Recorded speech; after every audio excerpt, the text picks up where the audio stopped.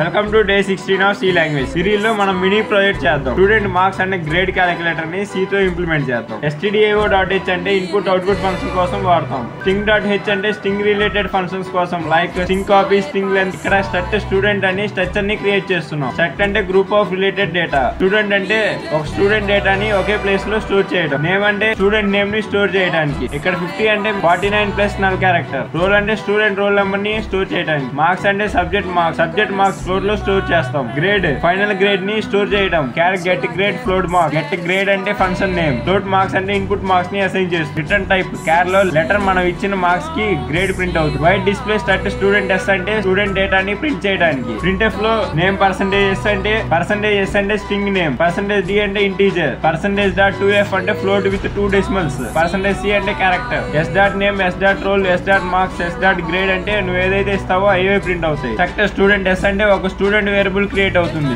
Choice అంటే menu choice store చేస్తుంది. While 1 అంటే ఇన్ఫైనిట్ లూప్. మెనూ బార్ చూపిస్తుంది. యూజర్ ఎగ్జిట్ ఆప్షన్ ఇచ్చేంత వరకు. scanf %d అండ్ చాయిస్ అంటే యూజర్ చాయిస్ రీడ్ చేస్తుంది. చాయిస్ అంటే మెనూ యాక్షన్. కేస్ 1 లో printf లో ఎంటర్ నేమ్ అని ఇచ్చా డిస్ప్లే అవుతుంది. scanf అంటే it is used to take input. % Means we're expecting some data.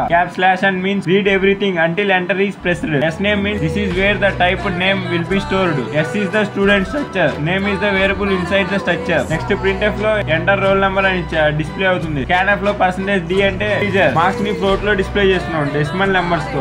.grade equal to get grade s.marks అంటే మార్క్స్ ని ఫంక్షన్స్ కి పంపించి గ్రేడ్ సెట్ చేస్తుంది. బ్రేక్ అంటే స్విచ్ నుండి వెళ్లి మెనూ లూప్ కి రిటర్న్ అవుతుంది. కేస్ 2 లో డిస్ప్లే s అంటే స్టూడెంట్ డీటెయిల్స్ ప్రింట్ అవుతాయి. కేస్ 3 లో రిటర్న్ 0 అంటే ఎగ్జిట్ అవుతుంది. సో ప్రోగ్రామ్ ఇమీడియట్ గా క్లోజ్ అవుతుంది. డిఫాల్ట్ గా నేను ఇవే అసైన్ చేయకపోతే ఇన్వాలిడ్ చాయిస్ అని వస్తుంది. అవుట్పుట్ లో మనకి ఇలా వస్తుంది. అలాగే నీకు ఈ ప్రాజెక్ట్ నోట్స్ కావాలంటే మన వాట్సాప్ ఛానల్ అప్లోడ్ చేశాను. వాటి లింక్స్ మన పేజ్ బయోలో ఉన్నాయి, వెళ్ళి చెక్ చేయండి.